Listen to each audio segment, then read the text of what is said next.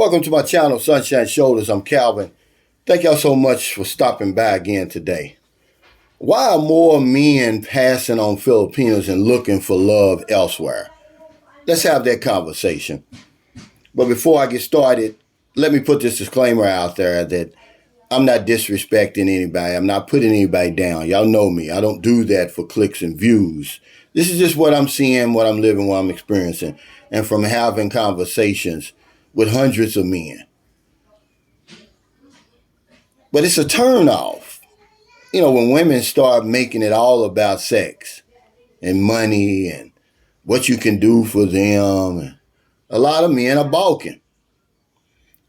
I got this idea for this video from a friend of mine. He was retired Air Force, retired civil service. He could live anywhere in the world.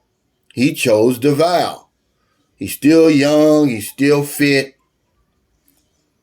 And he said it was just harder and harder getting a date with a decent woman over here. He said that the ones that he did meet, they wanted him to jump through hoops just to be with them. And he was like, and all they really were bringing to the table was themselves. And then he said the expat community in Davao wasn't what he thought it was, so he moved to Thailand. But don't get me wrong, as men, we love sex. It's innate in us. But deep down inside, we want something more. And when women start making it plain that, that sex is all that they have to offer, we're turned off by that. The respect goes out the window. And now the love affair has turned into a booty call. And a lot of men want more than that. And then, the trouble that comes along with a lot of the women who choose to date us.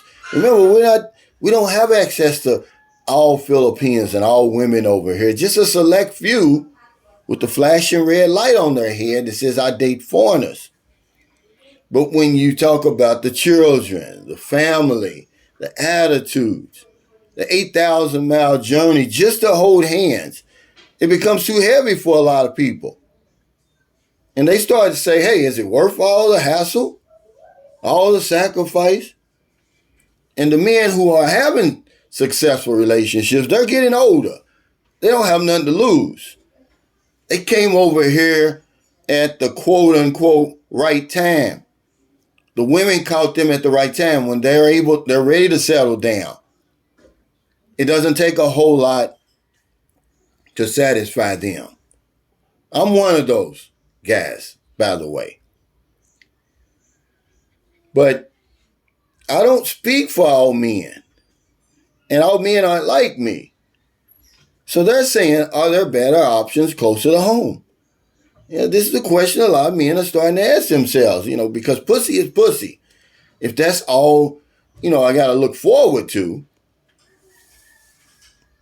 because there's a different type of man who's showing up here. He's not the sexpat.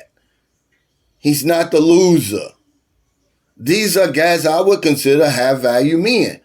They've heard about the easier, softer way and they're on board. Who wants to put up with the bullshit we got to put up with over there? And let's face it, these women are young, they're attractive, and they're on the dating sites, and they're attracting these men over here. But once they get involved and, their balls are empty, they figure this is not for me. Who wants to be with someone that you have very little in common with except for sex? We may be older, but shit, we're still alive. And more men who are staying here, they're choosing to be single. They don't think it's worth the hassle and the heartache. But some of us, like me, I've made a conscious decision to be here.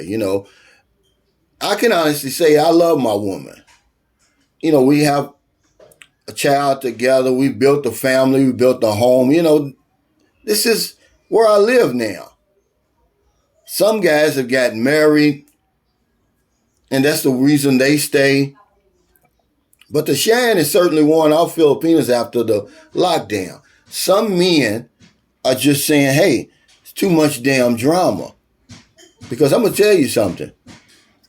During the lockdown and the pandemics, there was no genre on YouTube more popular than the Philippines and Filipinas.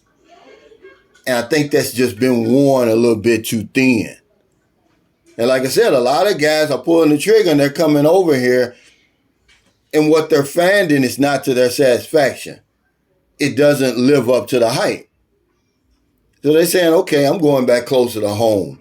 I don't want to deal with all the drama, the family, the children, the attitudes and all that. Plus, it's just too far for me. I want to stay somewhere closer to home just in case of an emergency. If I got to go back home and take care of some business. It's really, really a task when you're way over here. But Filipinos have always been my choice ever since I started coming over here. They're my preference, but I don't speak for all men. I haven't had any problems over here. Maybe I'm the exception. I don't think I am. But more and more men are deciding it's too much for me. I'm going to do something different. So thank y'all for stopping by. If you're in America, it's getting late. Before you let your head hit the pillow, please find somebody to help. If you don't want them late grocery runs, beer runs, weed runs, you're just getting off second shift, or you're on your lunch break. You see somebody out in the street or wherever you see them. Buy them something to eat, buy them something to drink, give them a few dollars. If you're in the Philippines, it's early. Last night, we had our 1,000 peso pandemic giveaway drawing that we do every week, man. You know, I say it all the time because I think it's important to help people over here. I don't think we can wrap our minds around the struggle for some people over here, but we're just trying to give back, help the best we can, because if I don't know anything else, I know this one thing for sure. We help other people, we help ourselves. Take care, stay safe, stay out of trouble. I'll see y'all next time.